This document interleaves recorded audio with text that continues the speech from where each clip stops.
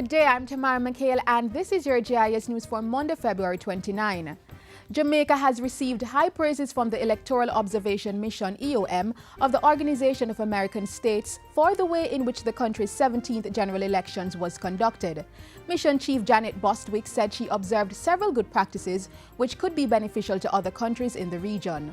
The EOM wishes to commend the professional conduct and diligence of the poll workers, supervisory personnel and security agents who facilitated the voting process on both days.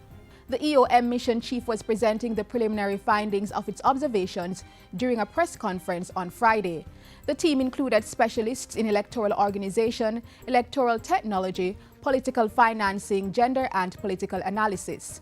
During the general elections on Thursday, 23 international observers from 15 OAS member states observed the proceedings to carry out an assessment. The Ministry of Health is urging persons to protect themselves from influenza viruses, including H1N1 or swine flu. Up to Sunday night, Jamaica had 10 confirmed cases of H1N1.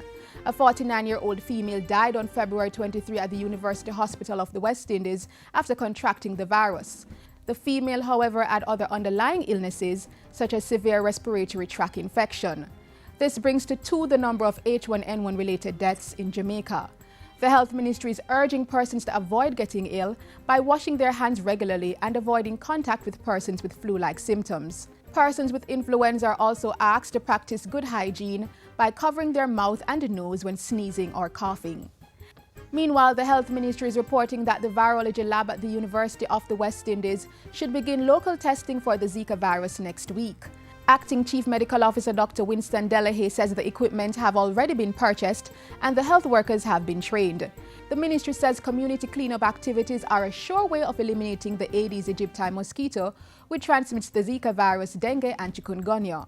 Jamaica has recorded 1 case of the Zika virus so far, and there has been an increase in the number of dengue cases. Persons are also reminded to prevent mosquito bites by wearing long-sleeved clothing, meshing windows and doors, and using insect repellent containing DEET. Barracks Road Primary in Montego Bay, St. James has a new classroom block to accommodate students from grades 4 to 6. The new classroom block, valued at $25 million, will also accommodate students in the school's special literacy program. Principal Alonzo Jones thanked the Education Ministry for investing further in the school, adding that students with special needs will greatly benefit. We really needed to make special provision for these students.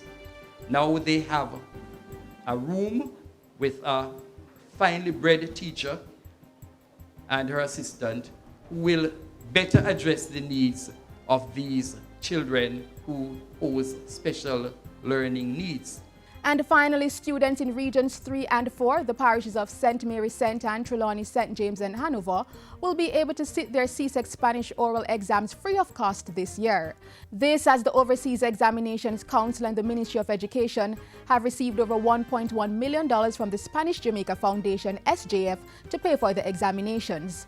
SJF's General Manager Karen Donaldson handed over the check at Montego Bay High recently. We believe in supporting access to quality educational opportunities, and we believe that Spanish literacy opens doors to all sorts of opportunities for students to make a positive impact on the national as well as the international stage. And that's it for JIS News today. I'm Tamara McHale. Thanks for watching.